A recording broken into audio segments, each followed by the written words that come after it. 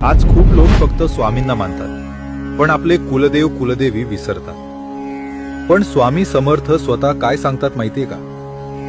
कुलदेव कुलदेवी हे सर्वात प्रथम। कुलदेव म्हणजे तुमच्या वंशाची, रक्तरेषेची आणि पूर्वजांच्या कर्मांची रक्षण करता शक्ती, जन्मापासून तुमच्या सोबत असलेली देवता। स्वामी, गुरु, इष्टदेव हे मार्ग दाखवतात, पण घराचं रक्षण कुलदेव करतो। फक्त स्वामी भक्ती केली आणि कुलदेव विसरले तर भक्ती असते, पण आयुष्यात अडथळे राहतात। कृपा असते, पण स्थैर्य येत नाही। हे असंच आहे, छत रंगवलं पण पाया दुर्लक्षित केला। म्हणून स्वामी सांगतात, आधी कुलदेव कुलदेवी, मग स्वामी आणि गुरु। हे विरोधी नाही, हे पूरक आहेत।